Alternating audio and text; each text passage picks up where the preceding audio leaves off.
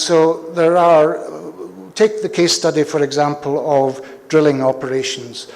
And as we explained yesterday, the main impacts will be physical and chemical impacts in a confined point source locality of where the drilling is taking place, the discharge of the cuttings, and maybe the spread of any chemicals from that area. So what types of animals are you looking for?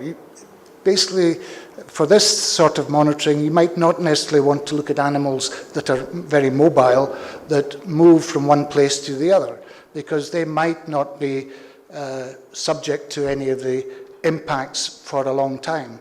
So, and traditionally, for this sort of monitoring, we have looked at animals or benthos in the sediments because they tend to be static, and they're there throughout the operation, before, during and after, and any changes in their health or community status can then be studied in more detail. And there are, for certain types of monitoring, species which are good indicators of impact or of good conditions. So there are some species that can be used as indicators, although there's very few universal indicators. But if you know the area and the type of community, you might be able to guess or know from previous experience. So again, once you've sort of figured out these sort of questions, you move on to, well, where are we going to monitor? How large an area do you monitor? What is the expected impact zone? And the limits of impact between the operation and back to sort of background levels. And I think if you don't know any of the previous history or the types of communities, then you maybe have to take a wider view of this. But if you have a good idea of the types of impact or the amount of impact, then you can make a good estimate.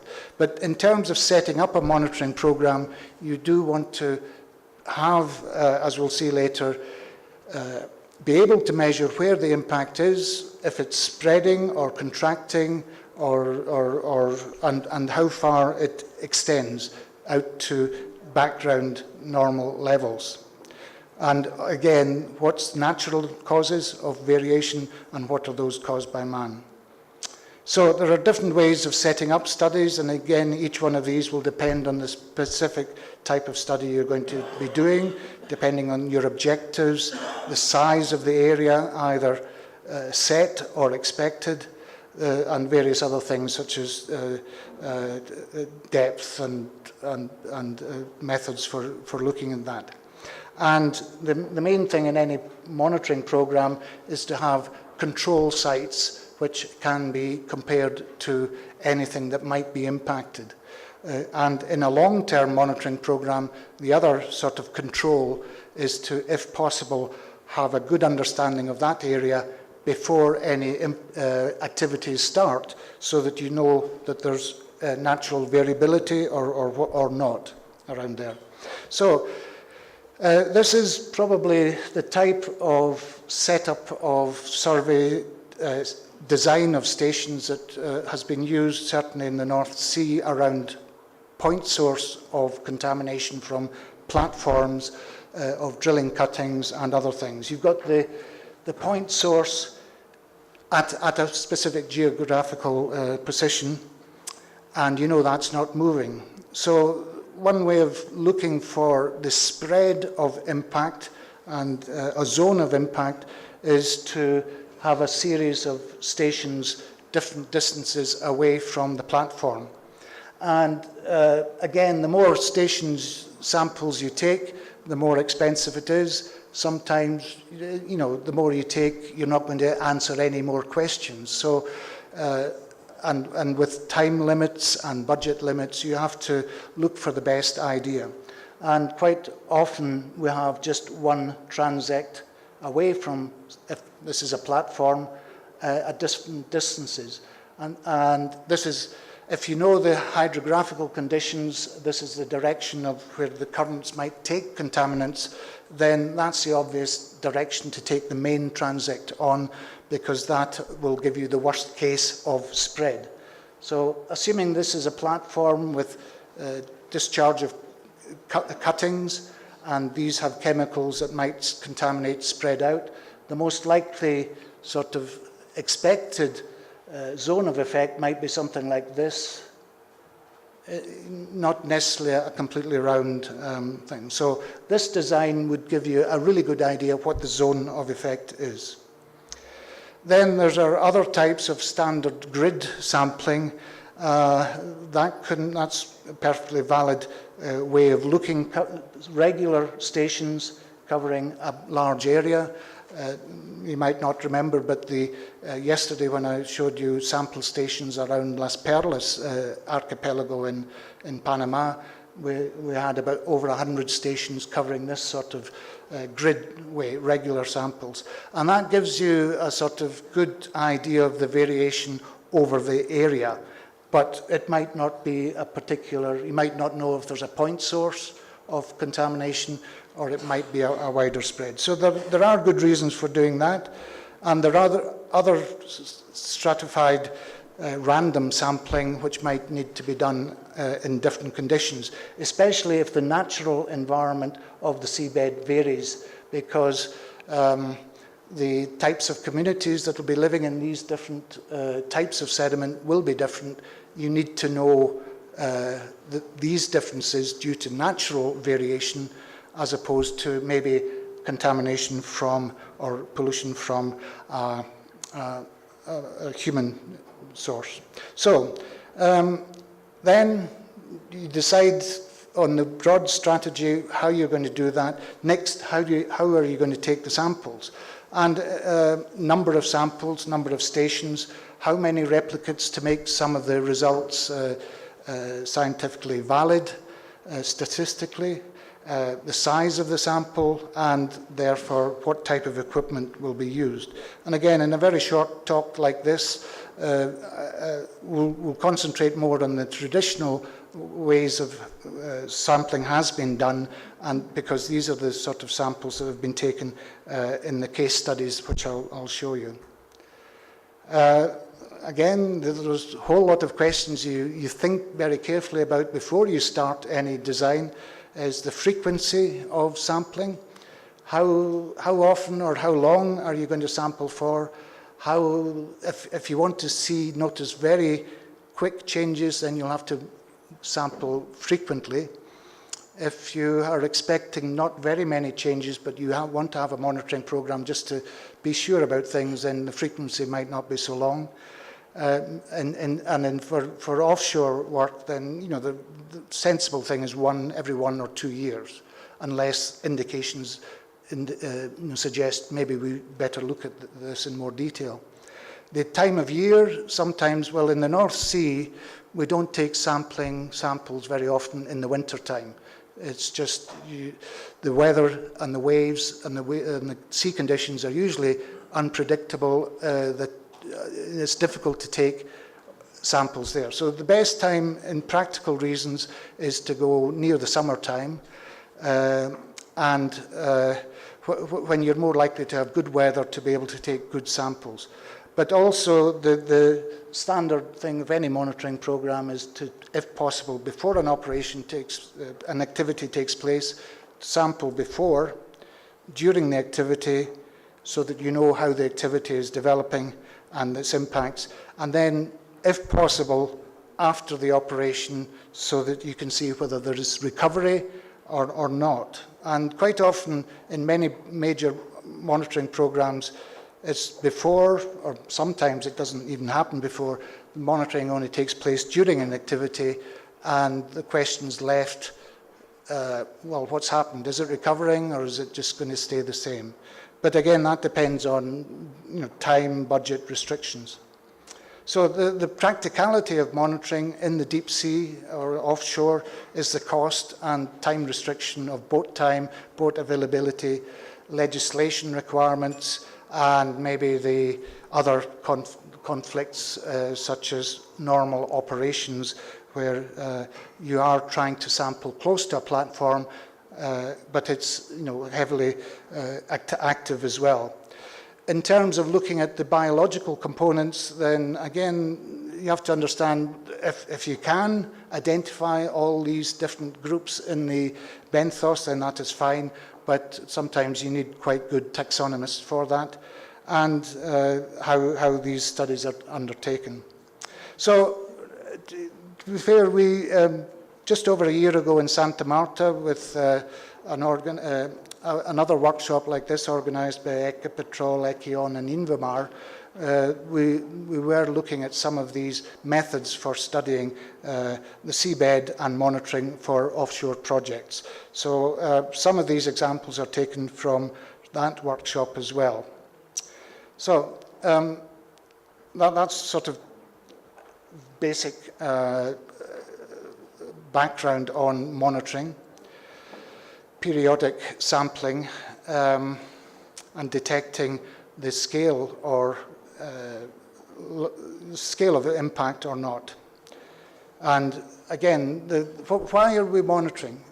The idea of monitoring is to, if there is a detected change, unexpected or bigger than you did expect, then there is a possibility with this information of thinking, well, why is that happening? Can we change our operations or discharges slightly to mitigate that?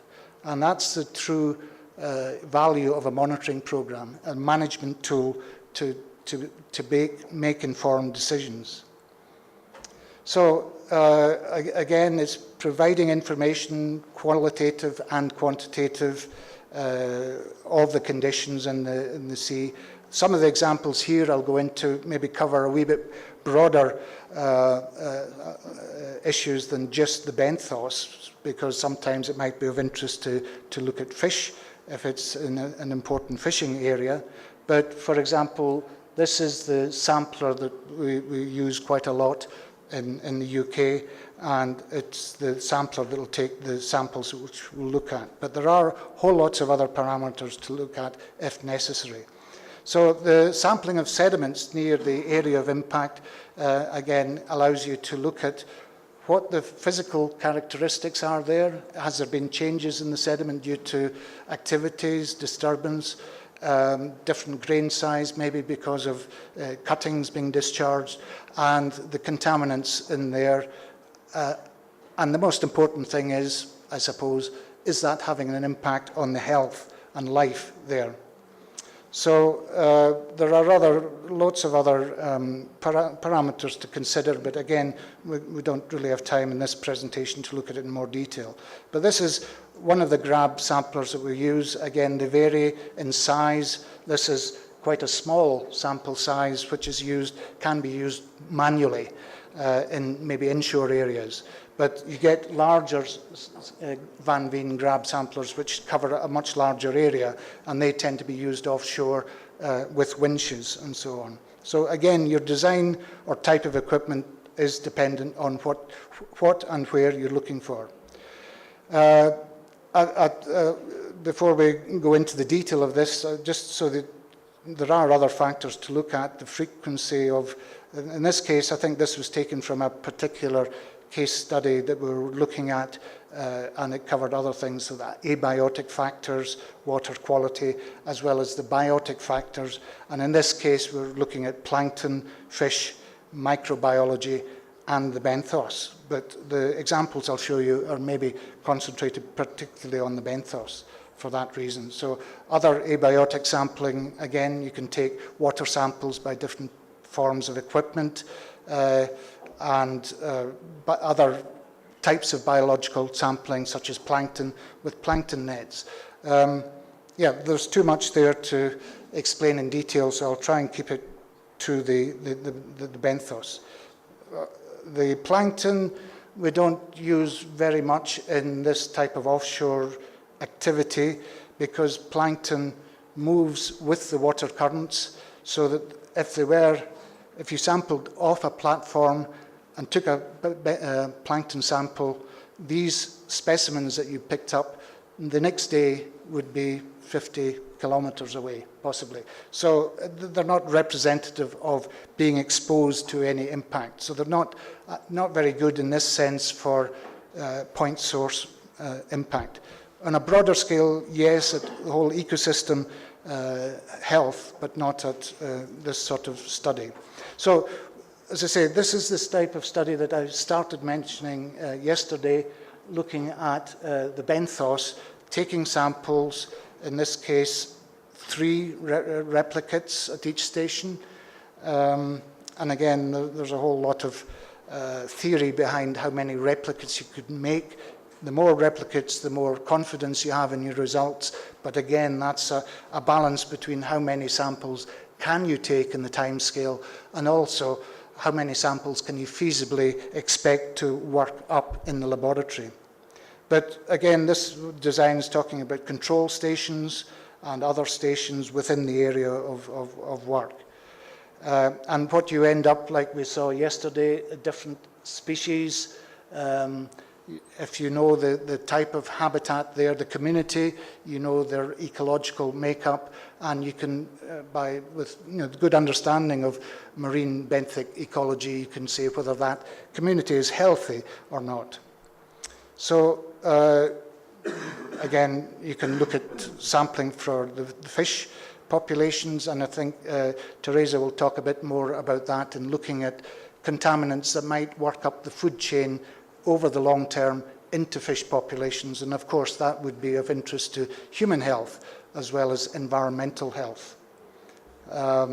So fish samples can be taken either directly or sampled from fishing boats that land in the market. I'll not dwell on that too much. As I say, depending on what you're trying to monitor, the design, you design these programs appropriately, and in some cases this might not be appropriate for your type of study. But again, the more as a scientist, the more information you have, the scientists are happy with that because it gives better understanding. But it might not always be completely necessary for a particular operation. Just to mention other types of sampling and talking about the seismic sampling, there is a group in the one of our group within the association. I knew the Spanish word better, the English word. The group of universities in Scotland. One is St Andrews University, and it is based the Sea Mammal Research Unit. And they do a lot of work on sea mammal research, and obviously the behaviour and impacts of things such as we were talking yesterday of acoustic impacts from offshore activities. So the main idea here is to use, instead of active acoustics, explosions to produce noise and see the results coming back from there, this is sensors based in the sea to listen to the activities of whales and dolphins which emit noises, and that can give you an idea of their activity, especially the large whales, dolphins, and so on. There is some of this, not necessarily just for oil industry. There's a lot of interest in this now in the UK on putting in place marine renewable devices, wind turbines and other things, which produce noise and might have an impact on the behaviour of mammals. Not at lethal levels, but just at behavioural changes. So this passive acoustic monitoring system is being studied quite a lot. It can be looking at sites of industrial activity, and looking just understanding better, because there is a little understanding of some of these populations of bigger mammals which are difficult to study, and again, like yesterday we said, once you know that information, you can look at mitigating the impacts. So it's quite a useful system that's being more widely used now. But from now on, I'm going to talk about more specifically, the drilling activities and how to look at the seabed monitoring from these point source of activities. And the case studies that we're going to look at, they were quite a long time ago, but they were carried out to quite a high degree of level. And I think what's happened in the UK, as good understanding of the impacts of these sorts of operations have developed, then the scale of monitoring programs have been reduced for cost-benefit reasons to the scale where it's still telling you the right information, but it doesn't involve such developed huge amount of work. But I think it is sensible when you start off in a new area, you don't know the conditions there, that you do cover all bases so that you don't have to find with the initial results you have inadequate information. You want to make sure. Anyway, these are what we used to do, and I think this has been reduced a lot. We used to take 5 replicates of grab samples at each station and take the animals, the macrobenthos, that were left once these were sieved in mesh sieves at either 0.5 of a millimetre or 1 millimetre size, which is a sort of standard definition of what is macrofauna. Animals that pass through these sieves are smaller than that, obviously, and are termed myofauna. And if you're going to be studying the myofauna, then you have to look at different methods, much smaller samples. So these samplers can be, if they're big enough, they're quite useful for working in depths up to 200 meters. They're practical with a winch. They're reasonably safe to use if people are well versed in operating them, and they've given good results on sediments. So at each station, the studies I'm going to show you have taken biological samples, but the grab samples have also been used to bring up sediment so that the physical characteristics, the size of the particles, the organic matter, the carbonate matter can be looked at, and also for chemical analysis of the expected contaminants there from the drilling fluids and other chemicals from the operations. And they wanted to know their impact on the environment so that they had this evidence so that they could use it if anybody claimed damages were caused by them or not. So they knew that they had scientific work to stand up. And there was a very large area covered. Probably now we know that was much too large an area for the impact expected or impact that happened. But again, it was a very initial survey, so they were taking as much care. So I'll talk about some samples from the Murchison oil field and then the other study a bit later on from the Statfjord oil field. The 1980 was actually a baseline study. This was before the platforms were in place, so that was great. We had a good idea what the types of fauna were there, the numbers of species at each station. That's the variation in the 6 or 7 stations that were taken. So we knew that's the sort of control level. And then in 82, after operations started, heavy drilling program, and then in 85, about 2 or 3 years, 2 years after the drilling had ceased. They'd done all their drilling, and that was it. So this was a study that was able to look at before, during, and after the impact. And as you can see, normally these stations would have been in that region, very healthy. In 82, the outer stations, 2,000 meters and 1,000 meters and 500 meters were within base background levels in terms of number of species present. But you can see the drop in at 500 meters, well, at 250 meters and 150 meters from the platform, more or less underneath it. And after 3 years, then the numbers of species were recovering. Still impacted, obviously, but beginning to recover, and a slight change. The next figure sort of explains that diagrammatically, and it might be easier to understand. But these are some of the characteristics that we look at: the number of species, the diversity of a benthos, the numbers of individuals, because sometimes that can indicate either contamination or not.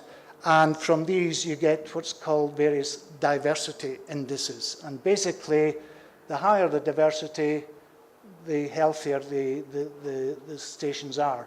And in this case, natural diversity using this measure was above 5. And that again gives you an idea of how things have developed. So the height of the curve for numbers of diversity against distance from the platform gives you an idea of the two things. So the inner stations, which were quite severely impacted because of the physical and chemical discharges in 82, were beginning to recover in 85. Although there maybe was a bit of a spread of contamination slowly out, so that out to about maybe 500 meters, there was maybe, or even 1,000 meters, there was a slight impact. But you can see the difference between highly impacted, low sort of curve, and normal curve showing normal activities. So I suppose the outcome from this is that 2,000 meters from the platform, there's no detectable change. 500 meters, 1,000 meters, these changes, it's debatable whether they're significant or not, because they were still reasonably healthy. But that obviously gives you an impact. And apart from looking at the diversity, you can look at indicator species. And again, Capitella and other ones show massive abundances in disturbed conditions. They like the organic enrichment. When other species are sort of moved from that area or killed off, these opportunistic species take over and use the organic matter. So that's why you get some huge numbers of some species close into a platform. Then as you go out, there are other species that show high levels at intermediate levels, intermediate disturbance, and they do quite well, but they're not so abundant further away. And then you get other species that are normally abundant but are very sensitive to contamination. So these are good biological sort of ways of looking at impacts as well. So the next one I'm going to look at is the Statfjord field, and this is one of the Statfjord platforms, a concrete-legged platform being shipped out to its position. This is another one, Statfjord Charlie, in position.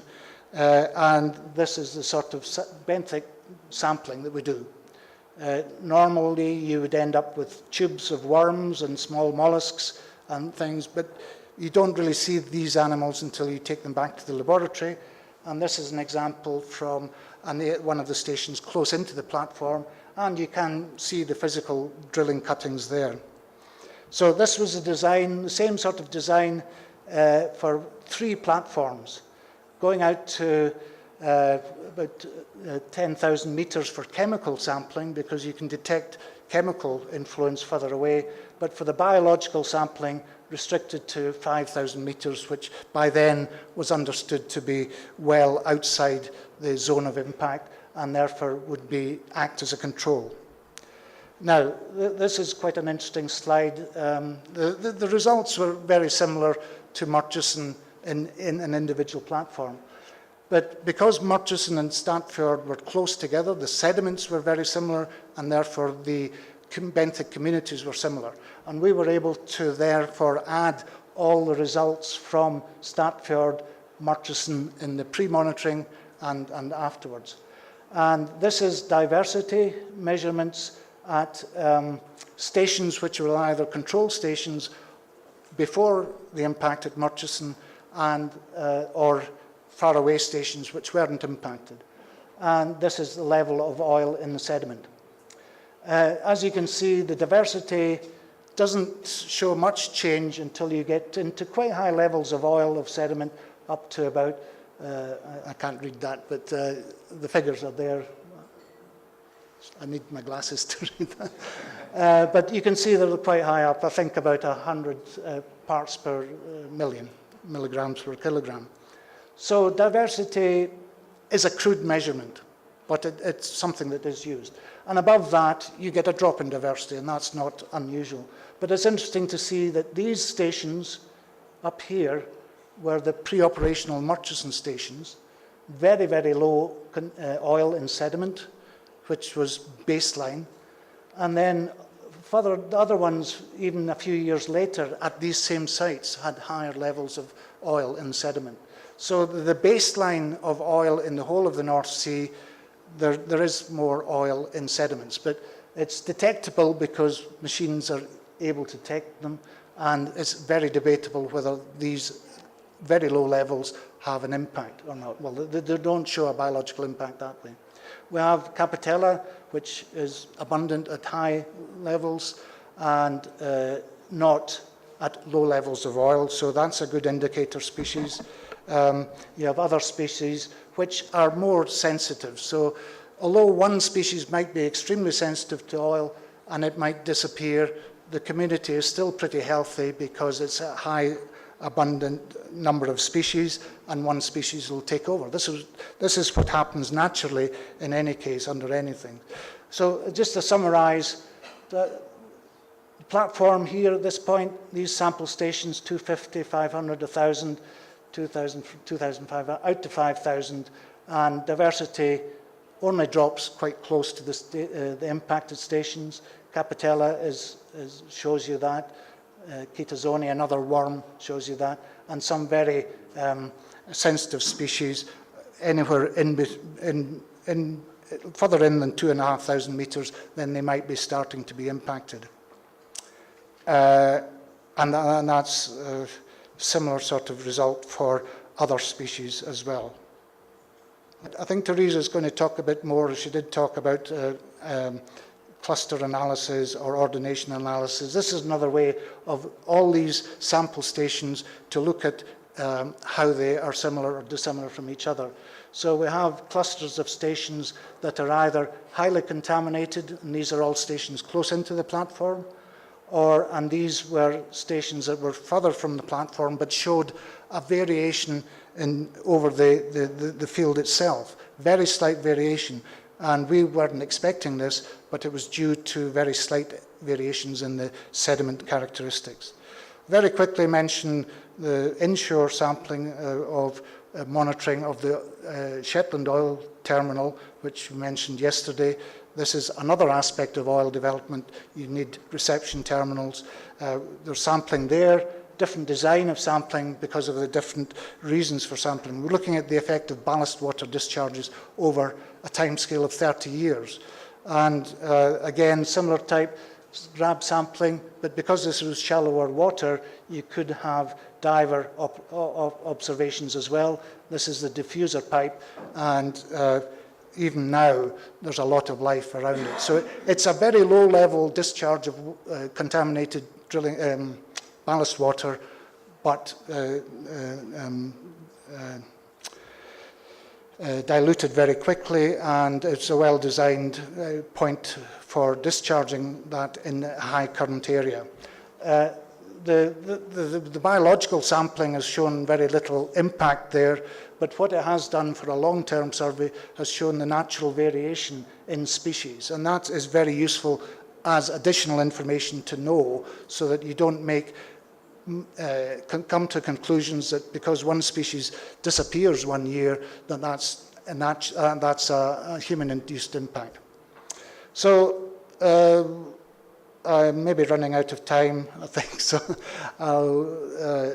there's a couple of slides here about what happens in the UK, just for reference for people here who are looking at maybe how to adapt good practices or look at what works and what doesn't work in one part of the world, and then consider what should be used here. I just want to finish off to say that other colleagues, as well as Teresa and I, we have Tony Gutierrez, who's just joined us recently from North Carolina, and he worked on the Maconda oil spill. He was looking at the microbial, bacterial content of algae in the plankton, And so that, again, was, because the oil spill was looking at impacts on water quality, that was one reason for looking at that. And Mark Hartle, I think, another colleague, has done a lot of work on ecotoxicology of drilling chemicals and chemicals used in drilling operations. And I think Teresa is going to talk a bit more about toxicity impacts. Okay.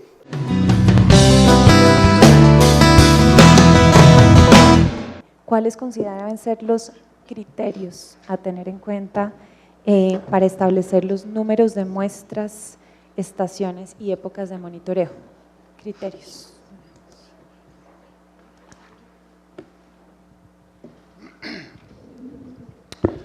Okay, I think the two presentations today sort of we agreed on many things that are standard techniques and sensible techniques to take in these sort of studies.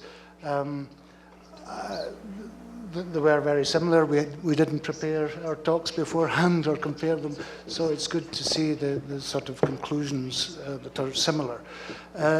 One of the case studies I gave of the Murchison oil field in the North Sea very much covered a large area because, again, at that time people didn't know what the sort of seabed problems were. And what the impacts might have been. So it was taking how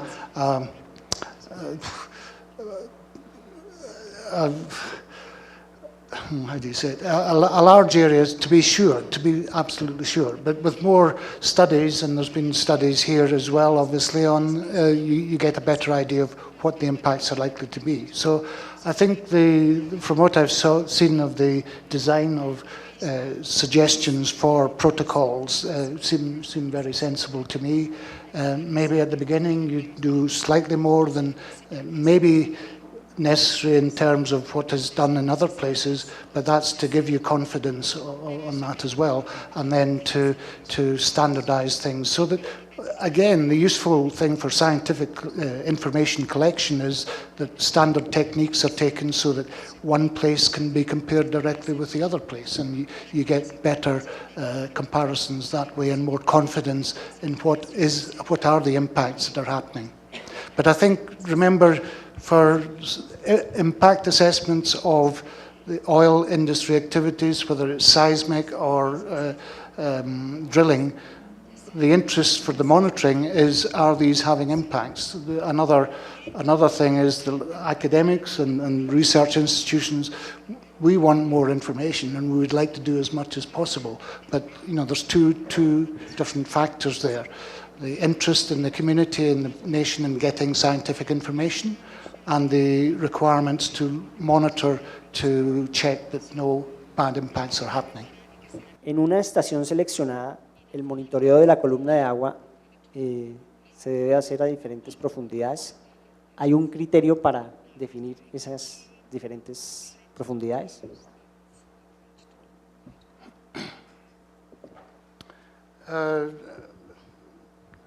Again, I didn't go into too much detail on this because in the normal situation of looking at drilling impacts or seismic impacts, then the monitoring of the water column isn't as relevant as other criteria to measure for a particular monitoring program. Again, scientists would always like to have as much that information if possible, but as I mentioned in my talk, we don't concentrate on the plankton because for these sort of surveys because they're there one day and somewhere else the next day.